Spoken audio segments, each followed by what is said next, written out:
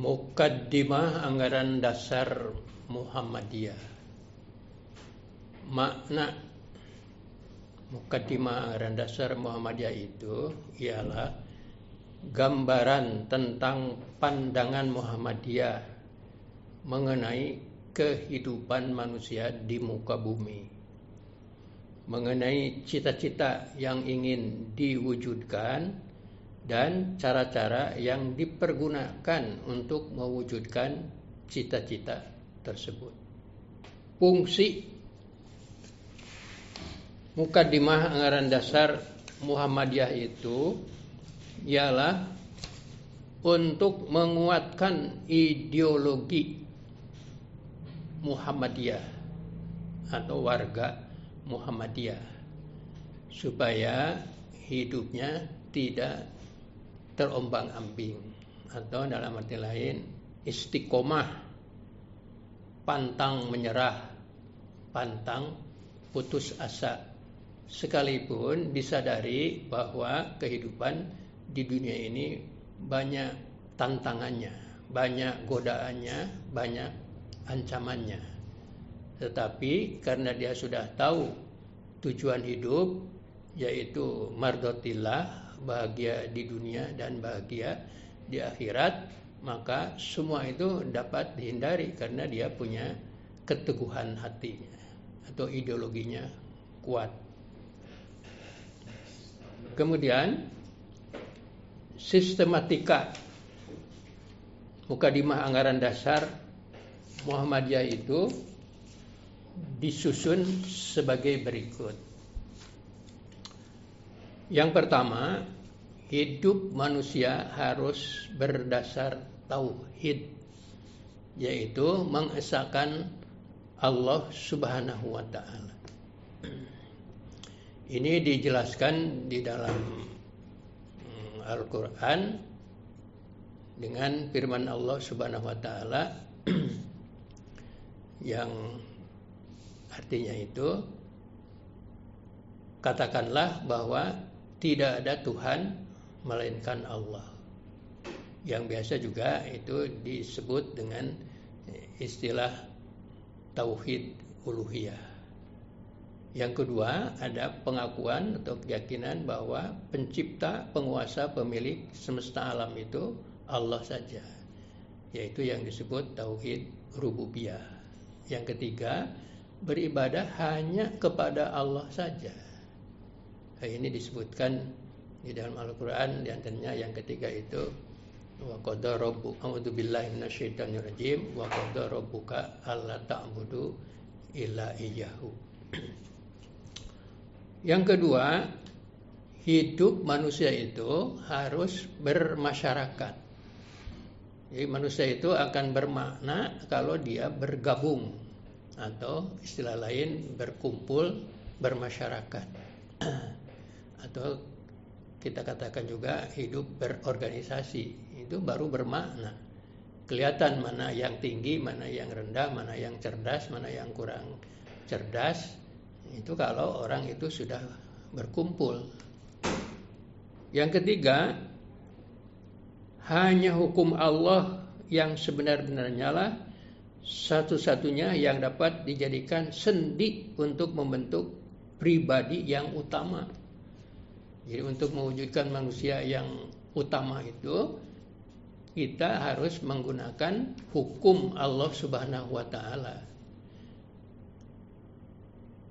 Kalau sudah itu yang kita pakai, insya Allah jalan lurus akan terbentang di hadapan kita. Kemudian yang keempat, berjuang menegakkan dan menjunjung tinggi agama Islam untuk mewujudkan masyarakat Islam yang sebenar-benarnya adalah wajib hukumnya. Sebagai apa? Sebagai ibadah kepada Allah Subhanahu wa ta'ala, berbuat ihsan kepada masyarakat atau kepada manusia. Yang kelima, perjuangan menegakkan dan menjunjung tinggi agama Islam sehingga terwujud masyarakat Islam yang sebenar-benarnya hanya akan dapat berhasil bila dengan mengikuti jejak langkah Rasulullah Shallallahu Alaihi Wasallam atau mengikuti jejak langkah para Rasul, terutama Rasulullah Muhammad Shallallahu Alaihi Wasallam. Nah, karena itu dikatakan oleh Allah dalam Al-Quran surat 3 ayat 31, A'udzubillahi minasyaitonirrajim, Qul in kuntum tuhibbunallaha fattabi'uni yuhibbukum amalakum wa yaghfir lakum dzunubakum. Ya, Allah berfirman kepada Rasulullah, katakanlah kepada umat manusia, apabila ingin dicintai oleh Allah Subhanahu wa taala, ikuti aku. Yang disebut dengan ittiba itu. Apa dampak positifnya? Kata Allah Subhanahu wa taala, yusri lakum a'malakum wa yaghfir lakum dzunubakum. Ya, amalan kamu akan dinilai baik, kemudian akan diampuni dosa-dosa kita. Yang keenam, berjuang untuk melaksanakan poin 1 sampai dengan poin 5 hanyalah dapat dilaksanakan dengan sebaik-baiknya dan akan berhasil bila dengan jalan berorganisasi. Tidak menutup kemungkinan orang berjuang sendirian juga itu berhasil. Tetapi apabila orang itu sudah meninggal, belum tentu ada yang melanjutkan. Tetapi kalau perjuangan itu melalui organisasi, insya Allah akan berkelanjutan. Karena di dalam organisasi diantaranya diatur periodisasi kepemimpinan. Seperti yang dilaksanakan di Muhammadiyah, pergantian kepemimpinan itu 5 tahun sekali. Nah, oleh karena itu orang yang sudah tua, yang sudah dipanggil oleh Allah Subhanahu wa taala, masih ada penerusnya. Tak ubahnya seperti rumpun pisang.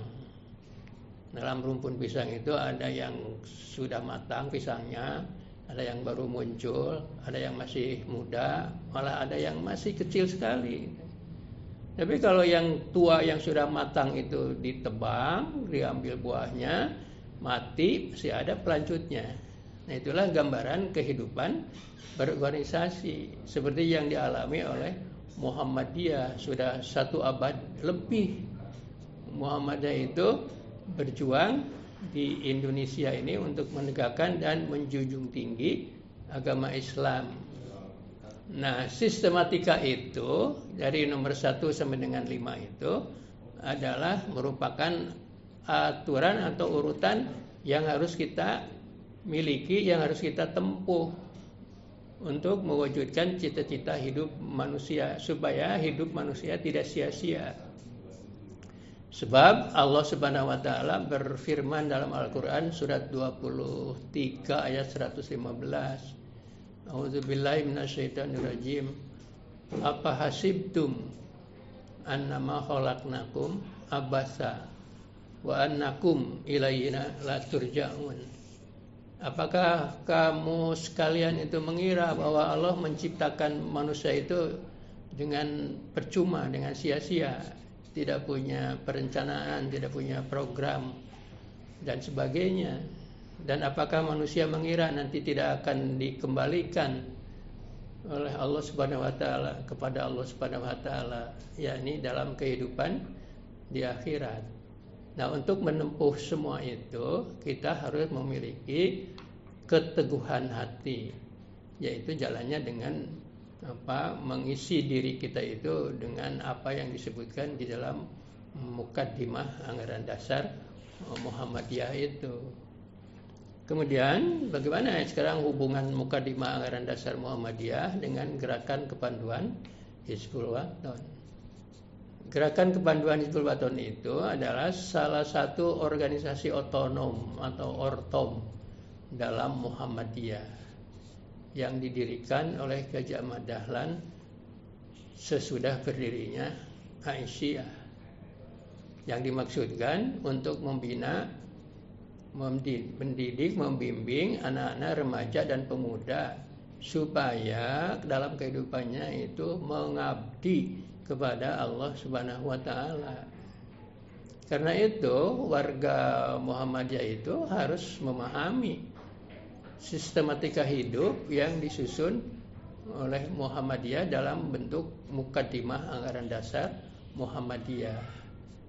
Jadi itu sangat penting sekali untuk membentuk karakter atau kader ideologis praktis di dalam kepanduan itu. Tanpa memahami mukaddimah anggaran dasar Muhammadiyah, maka Hizbul Wathan nanti tidak akan mempunyai keteguhan hati, tidak tahu arah, tidak tahu tujuan. Nah, jadi seperti di dalam sebuah hadis Rasul dikatakan la imana lima la haya alahu, tidak ada iman orang yang tidak malu. Jadi kalau malu hilang, imannya berkurang nanti atau hilang. Itu dua-duanya mesti ada bersama-sama. Jadi mukaddimah anggaran dasar Muhammadiyah harus dipahami oleh warga Muhammadiyah, juga dipahami oleh warga Hizbul Wathan, supaya keteguhan hati warga Hizbul Wathan itu tidak lekang karena panas, tidak lapuk karena hujan.